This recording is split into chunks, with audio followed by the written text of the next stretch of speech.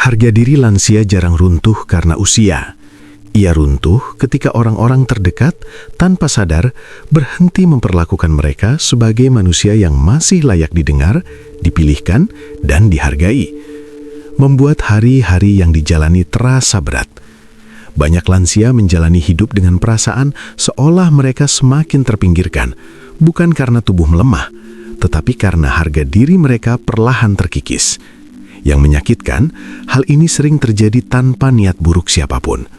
Keluarga merasa membantu, lingkungan merasa wajar, namun di balik senyum yang ditahan, ada lansia yang merasa tidak lagi dihargai sebagai pribadi yang utuh. Sebelum lanjut, letakkan handphone Anda dan simak video ini sampai akhir, karena setelah ini Anda akan mengetahui 5 hal yang diam-diam menggerus harga diri lansia, yang seringkali tanpa disadari oleh orang-orang terdekat. Sekarang, mari kita mulai. Hal yang pertama, selalu diputuskan, jarang ditanya pendapatnya. Salah satu hal paling halus yang merusak harga diri lansia adalah ketika semua keputusan dibuat untuk mereka, bukan bersama mereka. Seperti yang dialami Pak Slamet, 78 tahun, mantan kepala sekolah. Setelah kesehatannya menurun, anak-anaknya mulai menentukan segalanya, dari jam tidur, menu makan, hingga kapan ia boleh keluar rumah. Semua dilakukan dengan alasan sayang. Namun tak ada yang menyadari, Pak Slamet tidak lagi ditanya pendapatnya. Ia merasa seperti anak kecil yang harus patuh, bukan orang dewasa yang pernah memimpin dan mengambil keputusan besar. Perlahan, ia berhenti bicara, bukan karena setuju, tetapi karena merasa suaranya tidak lagi penting. Ketika seseorang tidak lagi dilibatkan dalam keputusan hidupnya sendiri, harga diri runtuh tanpa suara. Lansia tidak hanya butuh bantuan, mereka butuh diakui sebagai individu yang masih mampu berpikir dan memilih. Hal kedua, terus diingatkan tentang kelemahan, bukan kemampuan. Banyak lansia kehilangan harga diri karena terlalu sering diingatkan pada apa yang sudah tidak bisa mereka lakukan. Contohnya Bu Rini, 70 tahun, pensiunan perawat. Setiap kali ia ingin membantu di dapur, keluarganya berkata, "Sudah Bu, nanti jatuh." Atau, "Jangan capek-capek, sudah tua." Kalimat itu terdengar melindungi, tetapi jika diulang terus, pesan yang sampai bukan perhatian, melainkan ketidakpercayaan. Bu Rini mulai merasa dirinya hanya sumber resiko, bukan kontribusi. Padahal ia masih mampu melakukan banyak hal dengan caranya sendiri. Fokus berlebihan pada keterbatasan membuat lansia merasa tidak mampu, bahkan ketika mereka masih punya kemampuan. Harga diri tumbuh dari rasa mampu. Saat kemampuan tidak pernah diakui, rasa berharga ikut menghilang. Hal ketiga, dipuji di depan orang lain tetapi diremehkan dalam percakapan sehari-hari. Ini ironi yang sering terjadi. Lansia dipuji sebagai orang tua hebat di depan tamu, tetapi diremehkan dalam interaksi sehari-hari. Seperti Pak Anwar, 74 tahun. Di acara keluarga, anak-anaknya sering berkata, "Ayah dulu pekerja keras." Namun dalam keseharian, pendapat Pak Anwar sering dipotong, dikoreksi, atau diabaikan. Saat ia bercerita, orang lain sibuk dengan ponsel.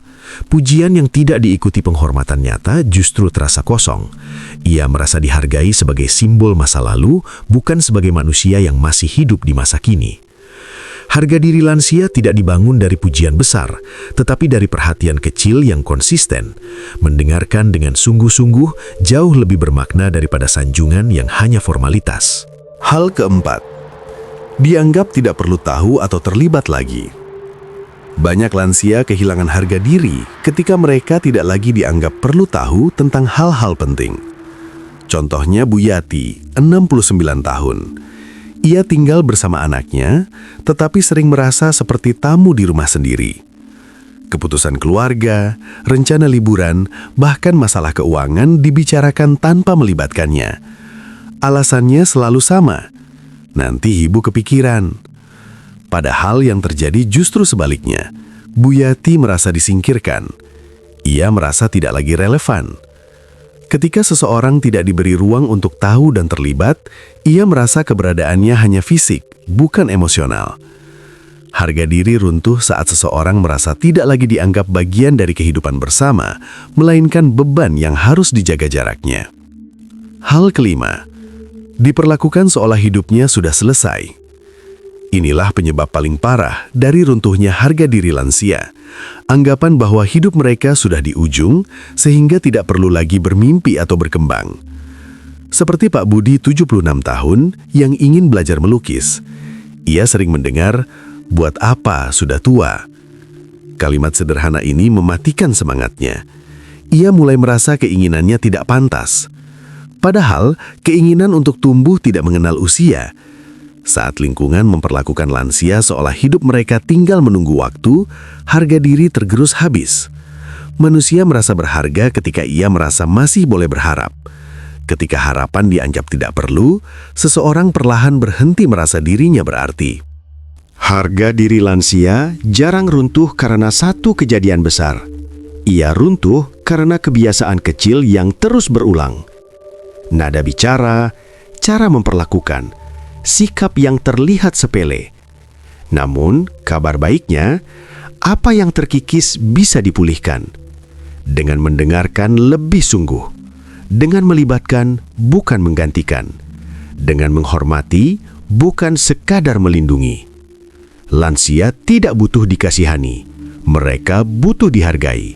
Sebagai manusia yang masih hidup, masih berpikir, dan masih layak merasa berharga. Terima kasih sudah menyimak sampai akhir. Ingat, tetap sehat, tetap semangat, dan jangan lupa bahagia. Sampai jumpa di video bermanfaat berikutnya.